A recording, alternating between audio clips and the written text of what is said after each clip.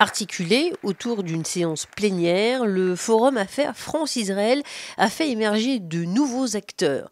Les bons indicateurs de l'économie et le climat d'affaires favorable en Israël attirent les investisseurs. Une belle source d'opportunités pour nos PME françaises. C'est vrai d'abord par les partenariats technologiques que nos entreprises nouent avec les entreprises, mais aussi les universités, les pôles d'excellence et les pôles technologiques israéliens. Donc c'est une vraie culture de la coopération qui existe depuis longtemps. On essaie de la pousser de façon encore plus importante parce que parfois trop d'entreprises ne savent pas qu'elles ont des opportunités qui leur tendent les bras en Israël. Au-delà des grands comptes, doivent aussi être accompagnées de belles PME et de belles ETI françaises. Souvent, les entreprises israéliennes ont un tropisme vers l'Amérique. Un bon nombre de financements des startups israéliennes vient des États-Unis. Mais dans l'autre sens, en termes de développement commercial, les startups israéliennes savent que les États-Unis est un gros débouché pour eux, mais elles se rendent compte maintenant de plus en plus que l'Europe est aussi une opportunité intéressante. C'est parfois plus simple d'y travailler en Europe qu'aux États-Unis. Par exemple, en Europe, on n'a pas nécessairement besoin de mettre une filiale, une entité juridique en place. Avec un PIB par habitant de 52 170,71 $, un pouvoir d'achat, une demande en hausse, les Israéliens sont des super consommateurs, au courant des nouvelles tendances et en perpétuelle recherche de nouveaux produits. Les échanges entre la France et Israël se renforcent, se démultiplient.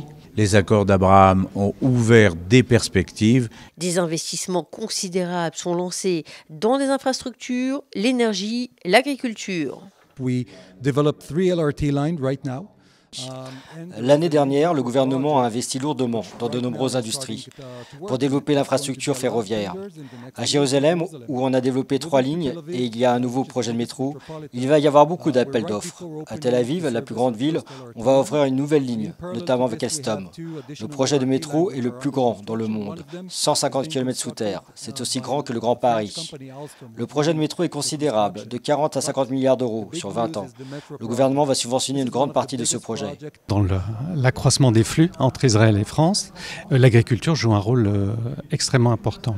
Que ce soit sur la capacité de créer de nouvelles semences, par exemple, où là l'inventivité israélienne évidemment vient s'allier aux capacités françaises et européennes. Rocket, par exemple, a coopéré avec une société israélienne pour créer de nouveaux semences de pois. Israël reste un modèle d'inspiration sur la plupart des thématiques d'avenir telles que la santé, au point que l'on parlera bientôt moins de la Startup Nation et plus de la Licorne Nation. Israël a pris une décision il y a 25 ans de digitaliser la donnée de santé. Et c'est un vivier vraiment assez unique de données. Non seulement c'est des données diverses, mais il y a tout un historique de santé. Ces données de santé sont un trésor pour nous. En fait, l'évolution très intéressante ces dernières années, c'est que nous avons de plus en plus de grandes sociétés israéliennes, ce qu'on appelle des licornes, qui font en tout 255 milliards d'euros de chiffre d'affaires. Loin des tensions d'une zone politique sensible, les chefs d'entreprise et les acteurs de l'économie française à l'export ont travaillé de concert lors de rendez-vous d'affaires ciblés, prémices de nouvelles coopérations.